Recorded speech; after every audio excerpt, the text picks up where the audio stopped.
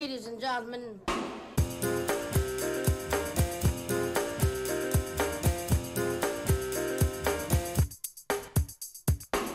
Un canard bien gras, mon poulet, par rapport aux autres journaux que l'on trouve dans les kiosques ce matin. Oui, mercredi, jour du canard, donc des dessins. Alors, il est pas mal question de François Hollande. On a l'impression qu'il est un peu sur le périph', qui tourne en rond et qui se dit, tiens, je vais peut-être trouver une bretelle d'accès qui va m'emmener à l'Élysée en 2022, d'où ce dessin de Mouget. On le voit, l'ancien président, en face du 55 rue du Faubourg Saint-Honoré. Le policier lui propose de traverser. Non, pas maintenant, j'attends 2022 pour traverser la rue. Mouget récidive avec ce dessin de Hollande qui s'interroge sur l'après-Macron. Ce que j'aime bien, c'est le visage. Mais qui peut prendre la place? J'ai bien ma petite idée.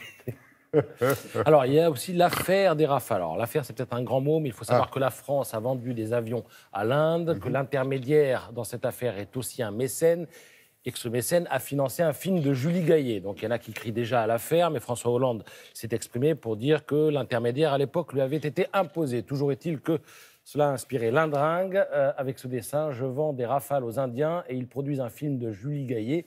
Dites-vous qu'on a échappé à un concert de Carla Bruni au Taj Mahal. Oui, il fait deux grandes oreilles de Mickey quand même aussi en même temps sur le dessin. Là, ça fait, les deux bulles, ça fait deux oreilles pour les 90 ans de Mickey. C'est vrai. Poutine, il veut repousser l'âge de la retraite de 5 ans. Et pour montrer l'exemple, dit-il, je vais rester président 5 ans de plus. Moi aussi. Allez, hop, 25. Voilà. Et mon préféré, Cédric Villani, notre Nobel de maths, on va dire, qui nous explique qu'Édouard Philippe ferait un grand maire de Paris. Et je vais vous le démontrer. Dessin signé Lara. Alors maintenant, le portrait d'une femme. Elle s'appelle Constance Cognot. Cette femme est à l'origine du monde. Alors c'est elle, en fait, qui a servi de modèle à Gustave Courbet pour son tableau peint en 1886, L'origine du monde, qu'on peut voir au musée d'Orsay. Alors qui était Constance Cognot? Eh bien, elle était danseuse à l'opéra.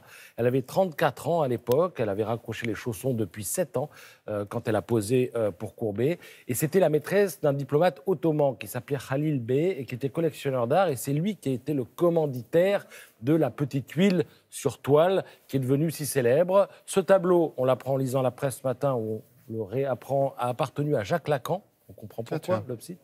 Et alors, comment on a su que c'était elle? Eh bien, l'info vient de l'écrivain Claude Schopp, qui est spécialiste de l'œuvre d'Alexandre Dumas, père et fils, et il a épluché la correspondance entre Dumas, fils, et Georges Sand, et le nom de Constance Cognot apparaît dans cette correspondance. Voilà, tout ça est à lire dans Libération et dans Le Parisien ce matin. Je termine en disant qu'on entend souvent dire, à juste titre, que l'Internet représente un danger mortel pour la presse écrite.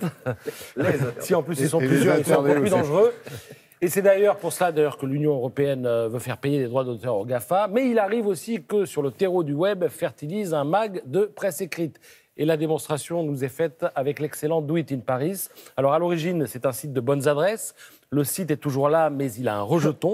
Ce magazine, qui est un trimestriel. Alors si vous voulez savoir dans quel café parisien on trouve un atelier de fleurs séchées, pourquoi la broderie fait un carton, ou encore où on peut manger la meilleure saucisse purée de Paris, ou encore trouver des fringues de grands couturiers à prix cadeau. Tout ça, c'est dans Do It in Paris. C'est une mine. Voilà. Merci beaucoup, Patrick.